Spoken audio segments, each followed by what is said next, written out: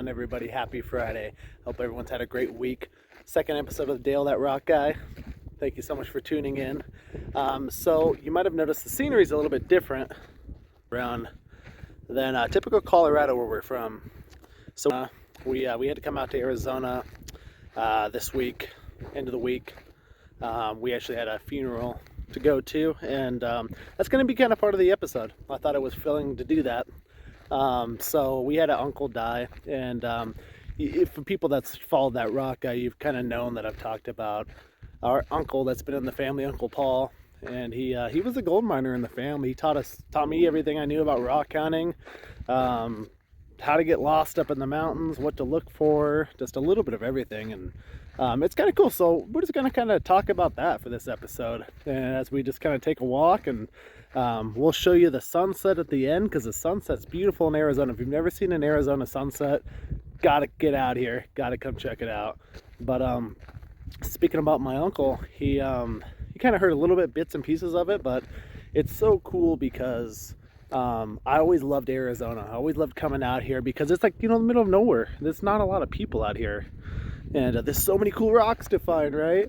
So I did a speech today, and it was kind of funny because I used to be really bad at public speaking. I used to be really bad, really shy about it. And then I gained a lot of confidence to being around my uncle, because he used to hate going to like gas stations talking to people. And he'd be like, Dale, you know what? Buy something for yourself, buy something for me. Just go and talk to those people. And I was like, oh man, I hate it too. I don't like talking to people.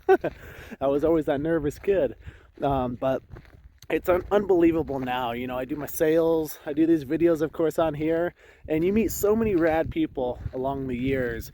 You know, stories that are so unique. Some beautiful people out there, you know, there really are. There's always a couple odd pickles out there, of course, but for the most part, it's a great opportunity. It's really fun, really cool. Been blessed so much to be able to enjoy that for so long. So it's really great, really great. So another funny story is growing up out here in the desert with my uncle. He used to wake me up at 3 in the morning. That's how a lot of our adventures started, because, you know, by 10 o'clock in the desert, it would be over 100 degrees. So you had to wake up early, you had to get going, just to enjoy. And it was kind of cool because you had the rest of the day to kind of do different things. I'd eat a bunch of rocks in the afternoon inside once it got really hot. But, you know, being a teenage boy and having somebody bang on your door at 3 a.m. definitely taught you a lot at a young age. I used to hate it, but then, you know, we would drive just to different little ghost towns, mining districts, and I learned to really enjoy just the adventure of it. And I just wish more people would take that out in life, is just like, yeah, everyone goes through hard times, right? But enjoy the ride, enjoy the adventure. Like I said, it's something I really enjoyed. Taught me a lot of patience, but we used to go out all over to all these different cities and ghost towns and find really cool rocks and minerals, really cool mines. A couple crazy old miners along the way, you know, that tried to kill us and tried to shoot at us. But that's all part of the stories that we always talk about. Paul was an adventurer. He's a hard worker, man. He was one of the hardest workers that I ever met. And I remember we used to have an ATV. So a lot of these roads to these mining towns are really rocky. They're kind of all off-road trails. And you can drive a vehicle up there, you know, off-road vehicle for a decent amount. But you really have to have like an ATV or a dirt bike to get up to a lot of these locations. So I remember me getting pretty big, being a teenager. We had to we had to kind of have my butt off the ATV, because we used to ride together on one ATV, and I got to be too big. We used to flip the ATV so many times. We'd go over a bump in the road, a washout, and we'd both fall down. So it's like, yep, Dale, you're getting too big. You need to ride your own or get off every time. But it's so much fun. It's I guess that's what inspires me to do these videos, is it's a passion. I know other people like rocks too. I love going into other rock shops and just seeing the passion that people have. Like, it's so exciting. And I mentioned that in the last video too. And the little kids, I mean, the little kids really make it. The little kids are always so excited and driving their parents crazy to find a little rock that they can take home.